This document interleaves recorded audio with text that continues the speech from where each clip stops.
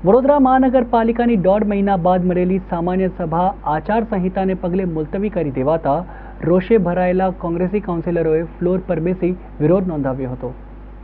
વડોદરા મહાનગરપાલિકામાં શહેરના વિકાસને લઈ દર વખત સામાન્ય સભા મળતી હોય છે, પરંતુ છેલ્લા 1.5 મહિના બાદ આજે પ્રથમ મળેલ સામાન્ય સભા મેયર દ્વારા આદર્શ આચારસંહિતાના અમલવારીને લઈ મુલતવી કરી દેવામાં આવતા કોંગ્રેસના કાઉન્સિલરોમાં રોષ જોવા મળ્યો હતો।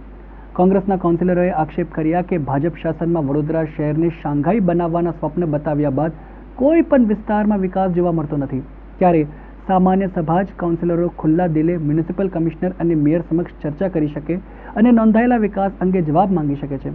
ત્યારે આજે આદર્શ આચાર સંહિતાના સભાને મુલતવી કરતા કોંગ્રેસના કાઉન્સિલરોએ ફ્લોર પર બેસી પોતાનો વિરોધ નોંધાવ્યો હતો। સાથે સાથે તેમણે આક્ષેપ પણ કર્યા કે વડોદરા શહેર શાંઘાઈ તો એક તરફ રહ્યું, પરંતુ વેનિસ થઈ ગયું છે। માત્ર 2 ઇંચ વરસાદમાં જ વડોદરા શહેરમાં હોડીઓ ફરતી થઈ જાય છે। હોડી દુર્ઘટનામાં મૃત્યુ પામેલા પરિવારોને હજી સુધી કોઈ પણ સહાય નથી મળી। તદુપરાંત પાણી ડ્રેનેજ સહિતના પ્રશ્નો પણ હજુ સુધી યથાવત છે। આવી તમામ બાબતોની ચર્ચા કરવાની હતી, પરંતુ મેયરે પ્રશ્નોના જવાબ નહીં આપી સભા મુલતવી કરી છે, જેનો વિરોધ છે।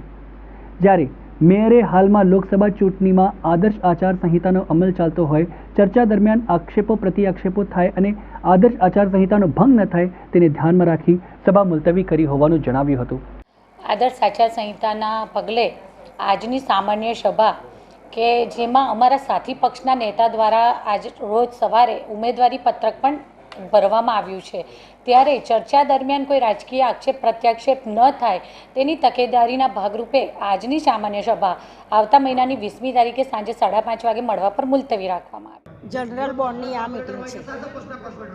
વડોદરા મહાનગર સેવા સદનમાં સ્ટેન્ડિંગ કમિટીની દર અઠવાડિયે મિટિંગો મળે છે।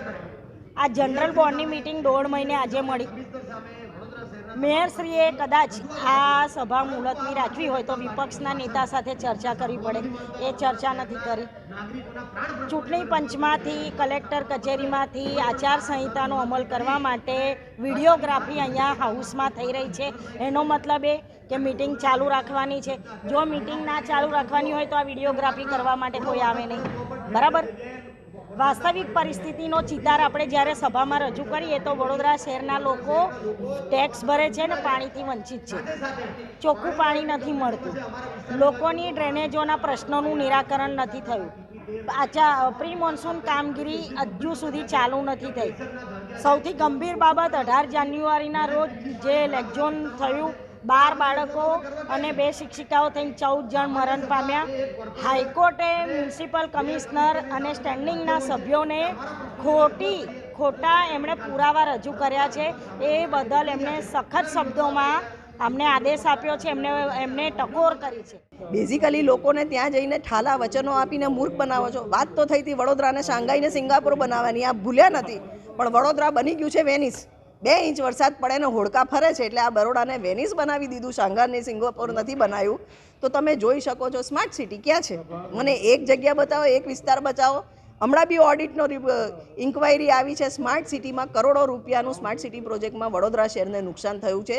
ઓડિટની ઇન્ક્વાયરી સેન્ટ્રલ ગવર્મેન્ટમાંથી આવી છે, એ બાબતે ચર્ચા કરવાની હોય એની જગ્યાએ સભા મુલતવી કરી।